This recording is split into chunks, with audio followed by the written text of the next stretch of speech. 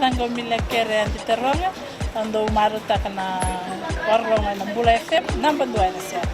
Kung nga taon nyo na sino, ito na talita ka ng warronga na Bula FM. Metango Servino na Bose, Metango Bikara Limbao. Ito do talita ka ng warronga na Bula FM, Corvo. Bula FM, namba 2 na siya. Wala na utungan ng Bula FM, namba 2 na siya, Erambasa.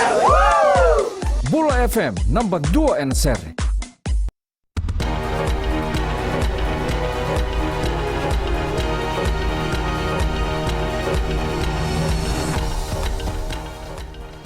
Nimbula binaka se kongo na wagalelaka ni nanda itukutuku e nambongen dendai.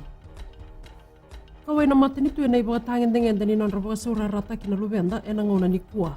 E nana bosa beira nei lulu ni bekor ni bulen dendai nei bugu ni Prime Minister Ayaz Sayed Gayoom e tukuna ni ndandono me tango tubi na sasangongo. Do talangana tikina e baga retaka o yana kenangan rebi me baga duru baga lebu na baga rara mataki e na tikinongo se awareness. Kambimbi be kemni nangasili boli Oni bei tukuniaka na itukutuku ngobir na lubenda merau ni rakilati kuna bei tobo iso sabo aduru tunikua tena da bendandono merada kaba. Sana songoti kwa nekatulu sanga bulukan dua ni singa ni bulongo na kian na soli na ilavo soli wale maina mati ni tu membale tira na boy tabi ena yano Krismasi. Rauta ni 5 na rau na ondolu na dola sebotu me botai bero to elewe 5 na laki boy tabi kena yano ngo. Keba kain dobe kemuni ebi wakani sesema pakandra be pisa ulakalaka api meleki kato ni bau wai se suli waliwa Charles Stinson kay manasa bola loma mengay boy tartara kina bal ni bola liu ni ministry ngarabana tatango maki sana defense ministry katoka and government building suba rauta ni 2.2 million ng dolar boro taka na mati ni tuene mbakyongo mer boy bota kina rauta ni ron rautul sanga bulu kadiwa nalaki boy tabe na yano no Krismasi ana ngauna e baga tobo kino Peritania na nuklia.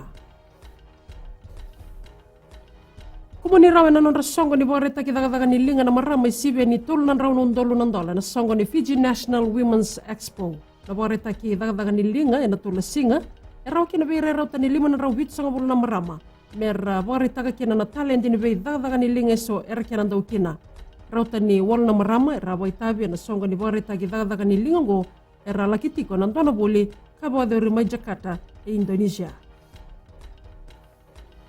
Kina nanda itukutuku ninggit orto satu buka rau na dorbo lewana na rakabi lewe abitu na nanda panua hena ikruan ni wabo kini sota ni bura-bura ena lewe abitu hena bodo ritiko mai Cape Town e South Africa na moni madongo.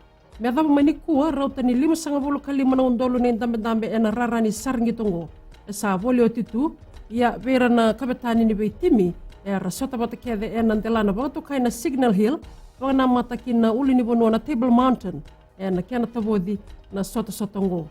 Witi sato kai leo na ngonongo na kiana tubai ni tubu ni poindi o yana rosa ngabulu karua tarabo Inglandia na tini kadiwa Amerika toka ne katolo ni tutu na tini kabitu New Zealand na tini kalima South Africa na tini katolo Australia na tini karua karo toto bato Samoa ke Argentina e na tini na poindi.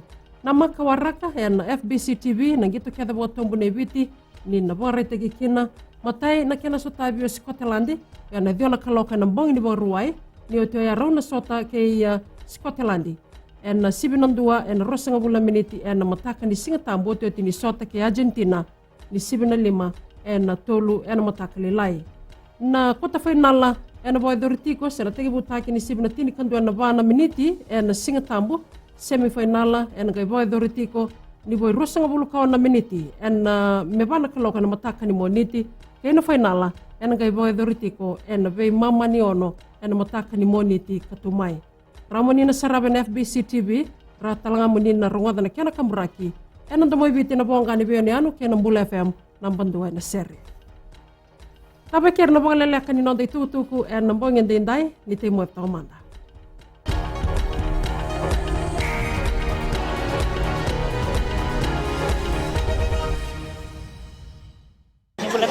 Viti bona makade kabua au maramani tau malam-malam nandonga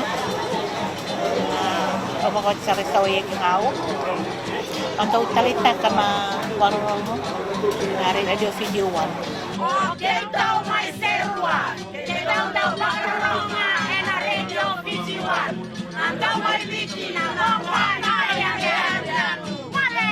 Nimbula na dangoloa taratu au maramanita levu au wakitikutik nga inda levu housing. Au ndo baronga na Radio Fijiwan ndo moibiti na bonga ni beyani. Na Radio Fijiwan ndo moibiti na bonga ni beyani.